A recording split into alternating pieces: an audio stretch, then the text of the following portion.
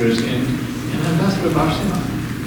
The first thing that I found really interesting amid all of the noise that one hears that you say takes facts away, rhetoric separates rhetoric from fact, that the two presidents have a very solid rapport with one another. And that seems like such a contradiction. How do they get along so well amid all the noise that is happening? And to what effect and to what potential result? Well, yes, I agree, Fred. Thank you very much. What do they say to each other at the end? To have a transcript. Not of all the conversations. You know, when I was traveling to Washington to hand my letters of credence, I had dinner with President Obama, and I said, well, besides, sending the customary written letter to President Trump, and of course the letters of credence that I start saying in Spanish, gran y buen amigo, great and good friend. I said, what is the message that I should transmit to him? And he said, well, remember that in our first conversation, when he called me after I was elected, I told him that the trend towards confrontation was to be the most strongest trend in the relationship. And that people would like to confront Mexico and the US, and the President of the US and the President of Mexico. And that at all costs, we should avoid confrontation. Because confrontation will not benefit any of the country. And of course, when I handed my credentials, I told that to President Trump, and he smiled, he remembers and said, oh yes, we have to work on that. So that is one element. In the mind of my president is public confrontation does not benefit the bilateral relationship. The second thing is that he doesn't travel. He decided not to travel out of the country the first year, maybe the first 2 years. This has been criticized in Mexico and in the US, but there is an explanation for that. It's because he was really concentrating on the priorities of his government, and he knows that whatever is not done in the first 2 years, then it gets more complicated to be done in Mexico, and Jeff can tell you that. This also has reduced the chances of having unexpected consequences on a bilateral visit to. So they have stick to telephone calls that my president speaks always in Spanish with translator. And why? That is important because that gives him the time to listen carefully to the translations and also to think very carefully what is he going to do. And the third is that he is a person that knows a lot about history, has very clear preferences of the kind of relationships that he wants to have with the US. There are two main references for him: the relationship between Benito Juárez and Abraham Lincoln, and the relationship between Lázaro Cárdenas and Franklin Delano.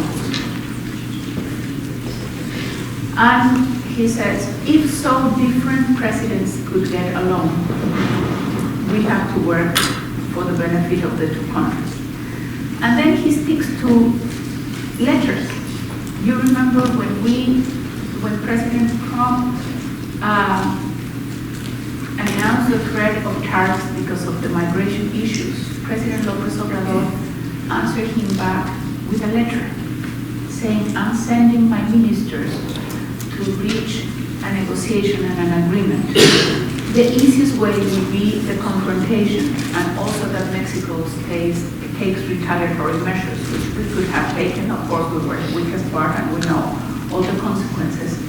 But he wrote two things very important, that in the conversations on migration, Mexico was hoping, and he was himself hoping, that the U.S. will keep close to the words that are inscribed in the Statue of Liberty.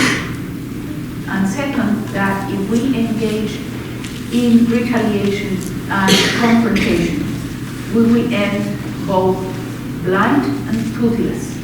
The words in Spanish are tuertos, not totally blind, the only one eye, that is a tuerto. and chimuelos. Chimuelos is not totally without two teeth, but only with some 4 or 5. So he wrote, if we engage in these confrontations, we will all end blind and toothless. And we hope that the U.S. will honor the words of the Statue of Liberty. And why is this important? Because you have this in writing.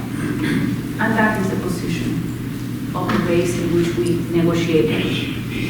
And so I think that explains why they have get along well. You put things in writing, you avoid confrontation, you believe you have examples to follow on the relationship. Are we essentially talking about the respective domestic political scene functioning pretty independently of this thriving, now #1 trade relationship between these two countries? I'd like Ambassador David now to address that. I mean, is business as usual continue amid, what some would call the noise that happens that's, as you say, is bound to escalate between now and next November? Yes, I think business is continuing, and from the perspective of American business in Mexico, and yesterday we had the opportunity to meet with a number of the largest companies in Minnesota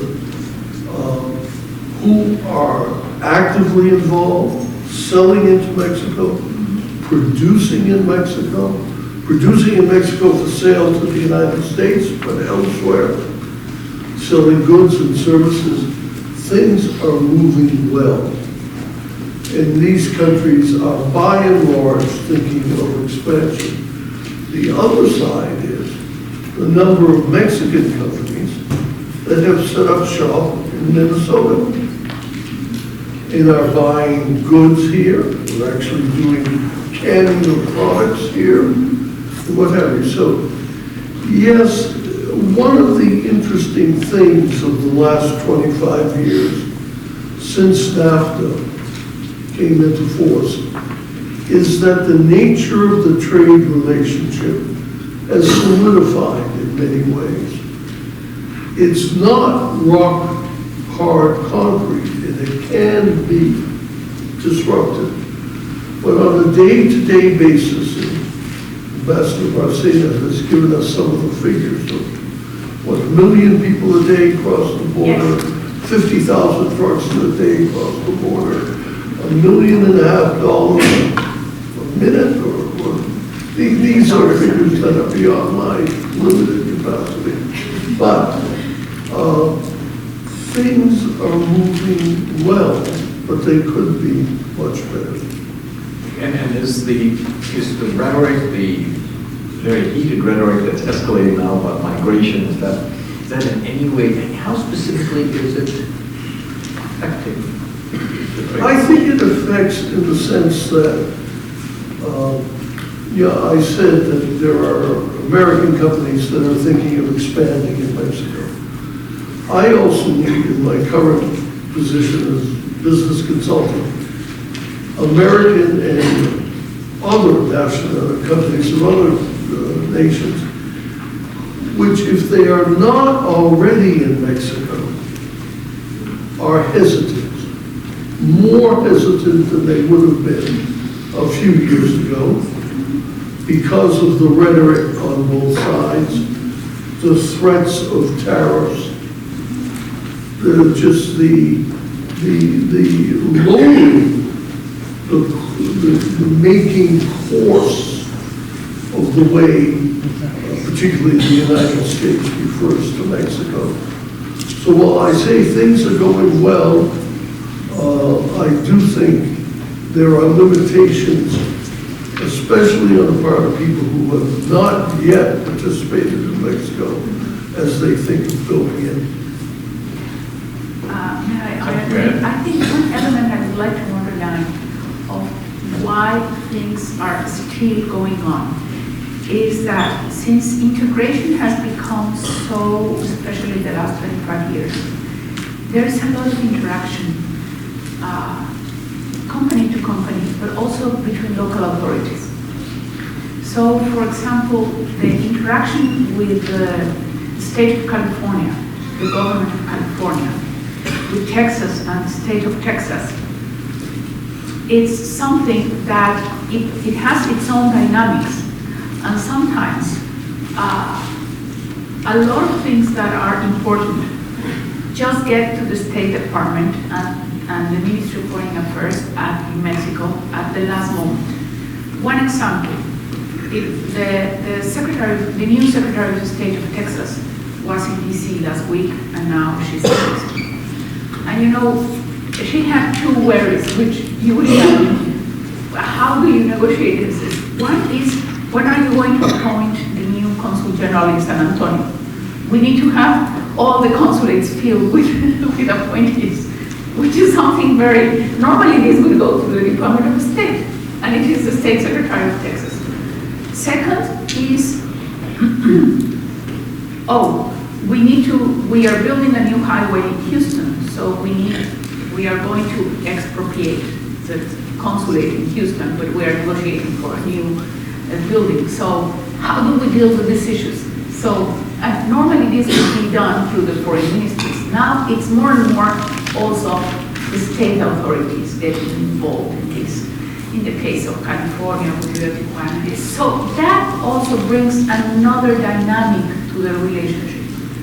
Because the authorities, the local authorities are progressing quite a lot. So it's a little bit more difficult to disrupt that cooperation. So that is one key element, the action of the local authorities and the action of the business to business. But what I agree, and what is the most important message maybe from here is what Ambassador David said. I mean, the ratification of USMCA may bring additional benefits of what we had already had.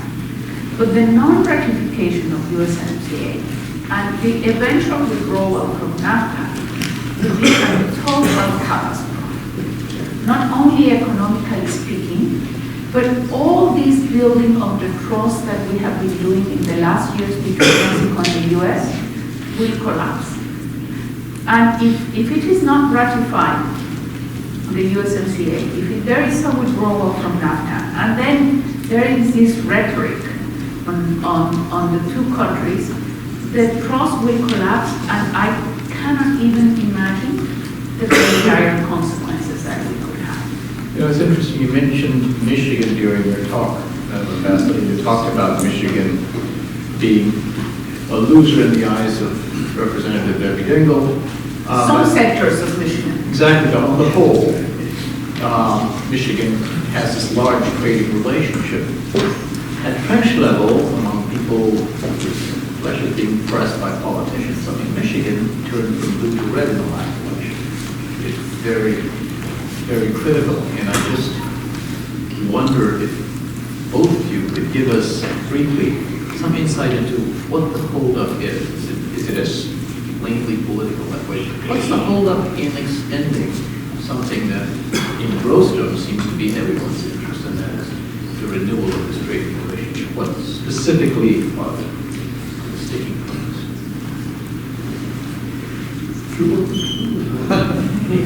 You go first. There are some specific issues that are of concern to important groups in the United States.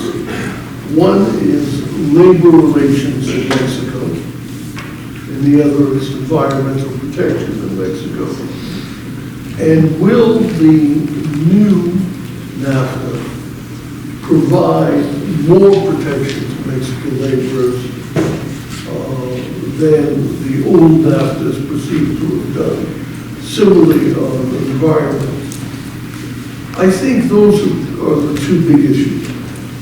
But there is a larger question, and a lot of this is based on misunderstanding and misimpression. I think you cannot have a conversation in the United States about Mexico for very long without somebody saying, and look at all the jobs that Mexico stole from the United States. We all have heard this.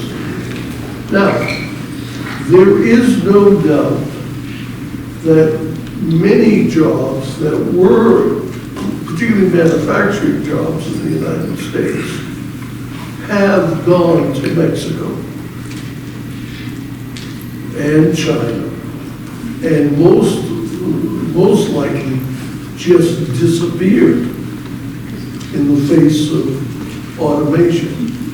But keep this figure in mind, and this gets lost. Last time I looked at it, the number of jobs that had left the United States to go to Mexico was about 800,000.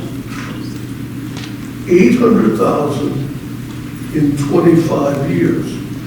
Now, if you're one of the families that's impacted, that's important. If you're one of the communities that's impacted, it's important. But keep in mind, we live in a country that produces 175,000 new jobs a month. So 800,000 jobs over a 25-year period has to be kept in perspective. Now that's not the full story. And when that argument is made, rarely is it coupled with an acknowledgement of the kinds of jobs that are created in the United States because of the trade in the market.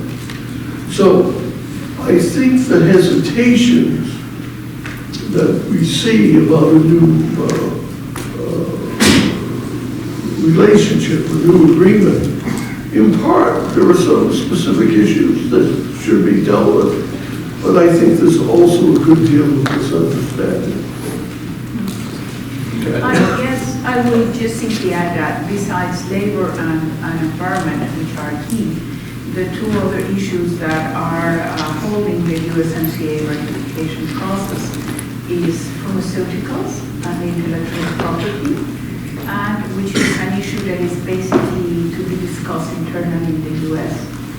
And the issue of enforcement that is related to how do we guarantee enforcement of labor and environmental standards. That's why I made reference to the labor reform in Mexico, so that we are really committed to implement that labor reform that is totally in agreement with the USMCA. But as Ambassador Jacob was saying, and I said it also during my intervention, 5 million jobs in the US depend on the relationship with Mexico. It is not the jobs that were lost, but the ones that are being created that now are related with the relationship with Mexico. But we have seen also an interesting trend in Michigan. Of course, Michigan went from being a blue state to a red state, but then it was again a Democratic governor who won the last election. And if you, I was in Michigan when the border was not closed, but it was slowed with the migration. And I met with all the auto manufacturers. They were furious because they work with the model of just in time. So for every hour of delay of an auto part, they were having to pay fines to up to 60,000 US dollars. So they were furious. They say this is not possible. They were contacting all the representatives in Washington. And just by coincidence, when I came back from Michigan, I asked my political section, said, can you tell me how is the polling in Michigan regarding elections? And they went through the polling and said, well, President Trump is 17 points down.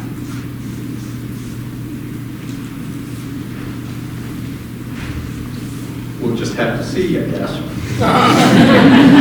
Well, that was at that moment, and I understand Right. perfectly well that polls are the photography of They are a the snapshot instance. of the moment, yes. I have one more question before we go to a number of them that have come in from our folks in the audience, and that has to do with the China relationship and the China dynamic. You say Mexico does not have a lot of Chinese investment in things like infrastructure. I can tell you from firsthand experience that the smaller countries to your south, like Nicaragua, for example, has substantial Chinese investment. El Salvador as well. And so the question based on the fact that not a lot of us understand how much larger Mexico is than the small neighbors to your south, from where a lot of the migration is actually coming. So can you talk a little bit about what Mexico is doing to aid the development, not only in your southern half, southern states, but also in the Central American countries that might allow people to derive a livelihood, which which will allow them to bloom where they're planted, as we say. Yes, I think it's a very pertinent question. As I said, the position of the Mexican government is to address the root causes of migration. The root causes of migration are directly into the sustainable development of those Central American countries. So for Mexico has some very limited capabilities for aid, but with that limited capabilities, we have concentrated all our efforts in the Central America and the Caribbean. The Caribbean for climate change resilience, and in Central America, we have concentrated the effort in capacity building, and particularly in a program called Mesoamerica Sin Hambre, Mesoamerica Without Hunger, or Middle America Without Hunger. So we have been investing and doing a lot of projects that are concentrated in the rural areas. Why? Because 60% of the migrants coming to Mexico and the US come from the rural areas. So now some of the programs that President López Obrador is developing for Mexico, like Youth Building the Future, which is a system of apprenticeships, and Sembrando Vida, Planting Life, which is to plant fruit trees and this, we are also implementing them in the Central American countries. They need a huge level of reforestation, they need a huge level of training for youth people, but our capacity is very small. We can invest maybe $30 million in Honduras, which is nothing in comparison what the US can do.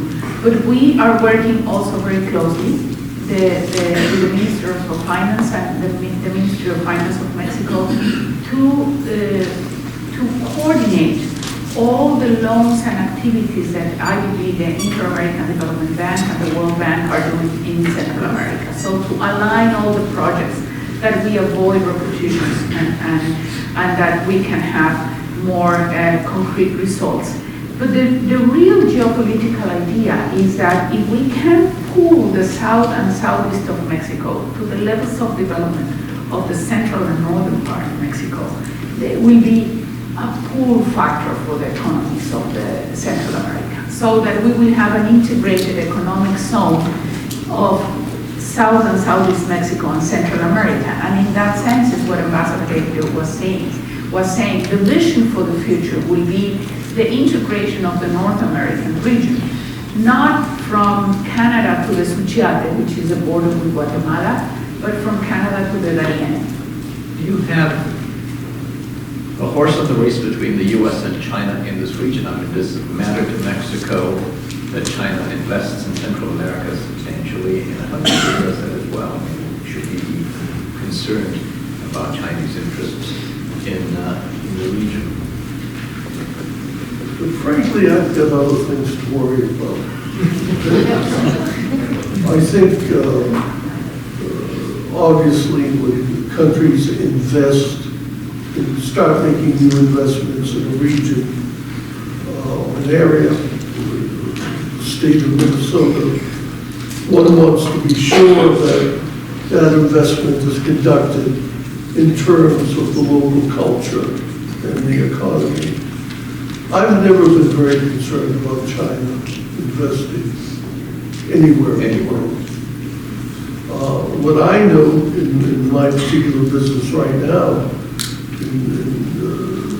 we have a lot of contact with China, but there's much more interest in India in investing in Mexico than China investing in Mexico. And the reasons that you mentioned. So perhaps I lack the vision necessary, but boy, if China can go into Guatemala or Honduras and help the economic development there, I think that works to our advantage. I'm going to go to some of the questions that have come in, and my apologies in advance if I don't get to yours or if I sort of trampled on your question originally. Hopefully I articulated it reasonably well. Can the U.S. help to strengthen Mexican governance and economy by stopping illegal arms I think trade? you may be having a little trouble. Could you speak up? Can people hear me in the back? I see some of those famous blank faces. Who's been talking at the moment?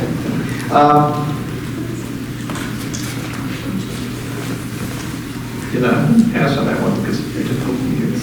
Actually, read it, and maybe the person can re-articulate it.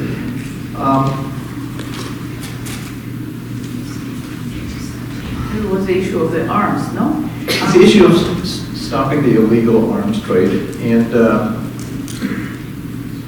problem of illicit drug trafficking, which is a large topic area worthy of a conference unto itself. But it obviously is fodder for a lot of the rhetoric that we keep talking about. The cartels, the drug activity, the social instability that it's all causing. Can you address, what do you think, broadly speaking, are solutions that might come, especially from Mexico, and speaking for your government? Well, I would say that the issue of I will speak in general of the issue of security, in which we have so many initiatives and so many challenges that since the incoming government took office, we have been evaluating what has worked and what has not worked. For example, in the Merida Initiative. Do we want to continue with the Merida Initiative as a concept? Maybe, but we have to change the orientation and maybe even the name, because the Merida Initiative is linked, and this in the mind of many Mexicans, to the transfer of armaments. And this is not happening anymore. Can I just ask you to back up for those of us in the audience who may not know, give us clip notes, if you will, on the Merida Initiative. On the Merida Initiative, well, that is a whole conference. Well, the Merida Initiative is an initiative in which the U.S. was transferring, let's say, helicopters at the beginning, and then basically some resources and some capacity building and training to address some of the needs of Mexico fighting drug and organized crime. And it was always conceived as a complement to the national efforts of Mexico. So this is basically the Merida Initiative. The thing is that in the mind of many Mexicans, the Merida Initiative is stuck to their minds as just the transfer of helicopters for the army to fight against drugs. This is not happening anymore in the last few years. It's more and more now, for example, one of the main elements now of the Merit Initiative is non-intrusive technology at the ports of entry, kind of scanners. Another one is the training of judges for the new Mexican justice system that is more similar now to the US justice system and different from the previous one. So we are evaluating and said, okay, what is working on this Merit Initiative and what is not working? And so we have been identifying that, for example, all the help that we have received from the US government to do the tracking of money laundering is something that we have to keep in the future. Another thing is that we want to keep the collaboration on non-intrusive technology, so to make ports of entry, particularly on customs, more flexible. Another area that we want to keep cooperation is in this help for the new Mexican justice system.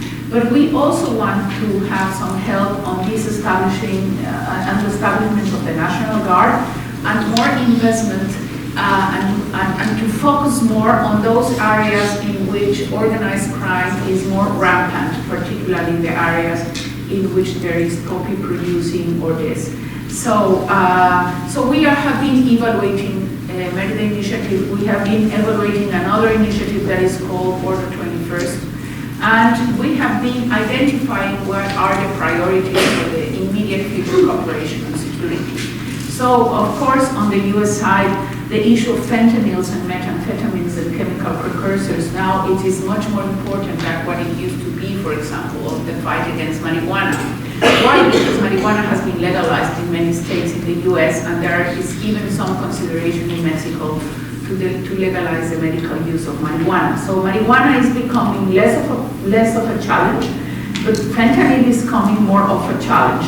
And in fentanyl, we have also the challenge of China, because most of fentanyl and chemical precursors come from China. So we know that we have to work more in a trilateral, on even 4 countries way, Canada, the US, Mexico, and China, to do all the tracking. So this is what we are doing now.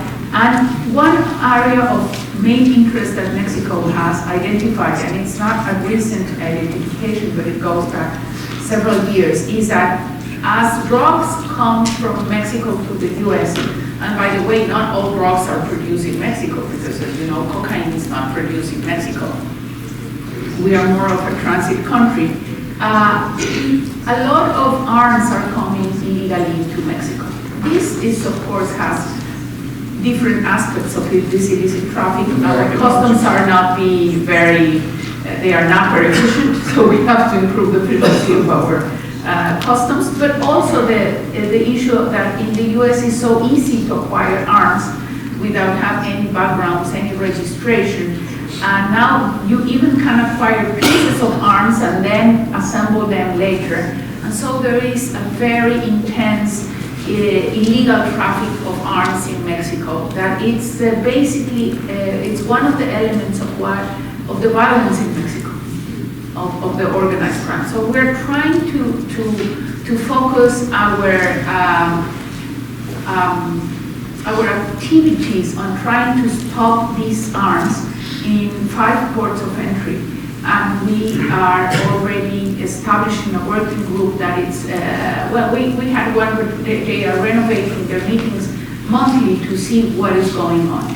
So this is what we have been doing, let's say in a more general way, is evaluating where are we in security cooperation. We have now in Mexico the Assistant Secretary for IML, Christian Madison. So we're doing it. Where are we? In what areas we have been successful? In what areas the success has not been so great? So let's eliminate those areas. Let's keep the areas in which we have been successful, and let's integrate new areas into this cooperation, taking into account the new priorities of the government of Mexico. I mean, from the Mexican point of view. I don't know if you want to say something. We're running short on time, I'm sorry to say. So maybe one more question, and one that may be relevant to, especially students on this campus. Can you talk a little bit about, what happens to the fate of DACA? I want to announce that yesterday the government of Mexico Mexico presented an amicus curiae to the Supreme Court. Did you hear what did you say? We submitted an amicus curiae to the Supreme Court to argue why DACA and reverse programs have to be maintained. We did it in one of the 3 cases that were considered before and that they are now consolidated in the Supreme Court. And basically our arguments in favor of DACA dreamers is first, the Mexican government has a constitutional obligation and an obligation by being part of the covenants on civil and political rights and human rights covenants to protect the Mexicans either in Mexico or abroad, to reduce their vulnerabilities. And if DACA is finished, the Mexican population that is covered by DACA dreamers, which is approximately 800,000 people, they will be in a very vulnerable position. So that is why we are telling the Supreme Court that in the opinion of the government of Mexico, DACA dreamers should continue until there is another solution found for them.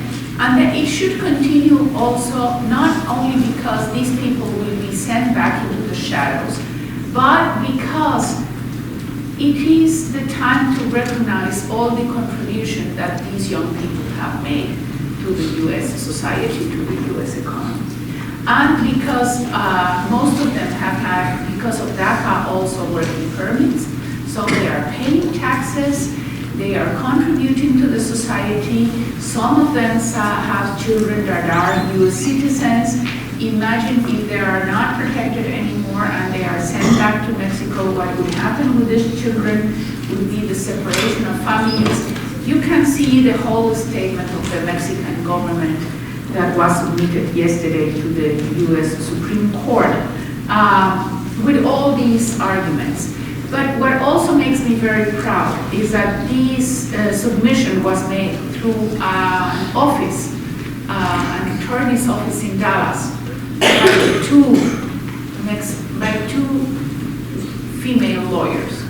One born in Mexico, a naturalized U.S. citizen, and the other a Mexican American. So what best example of what dreamers and DACA can bring to this and have brought to this country, that the defense of the DACA and dreamers on behalf of the Mexican government with the amicus curiae is done by 2 young female lawyers that are really the embodiment of this new generation.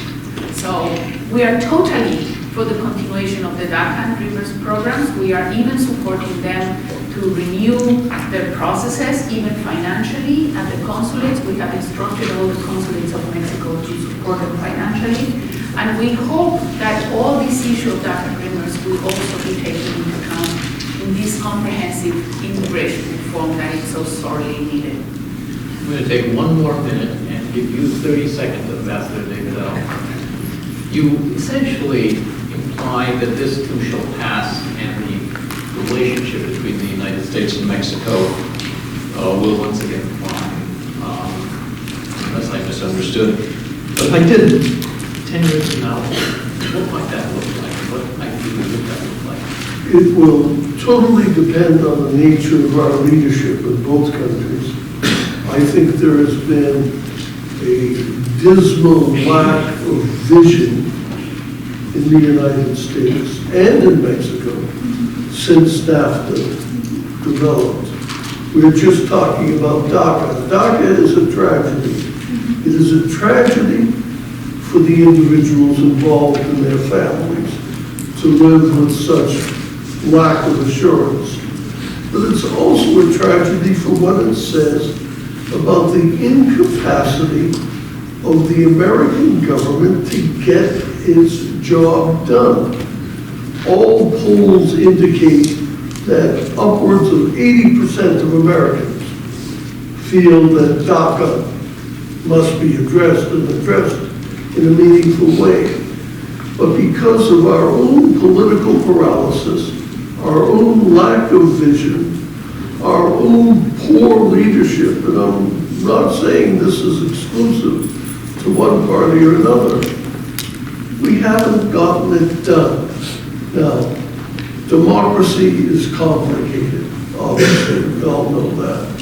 But it does seem to me that we entered a period in our history in which we are making democracy even less effective and more complicated. And unless we turn ourselves around, I think the U.S.-Mexico relationship will be one of those casualties. I was hoping you were more optimistic. Unfortunately, are out of time. I will urge you, if you, we have a story that will be screened outside during the break that actually will bring home, we hope, because it did to the television audience, one glimpse of how all of this plays out in real life, and in this case in Wisconsin, and in a place close to where you are native, in Orizaba, in Mexico, and that is the very intimate relationship between the dairy industry in Minnesota and Wisconsin and its Mexican, mostly Mexican labor force, which is the majority of dairy workers in America's dairyland population. And so I urge you to go out there and watch it. And again, on behalf of this conference and the Untold Stories Project, we have some propaganda over there. Thank you so much for your attention. And ambassadors, thank you so much.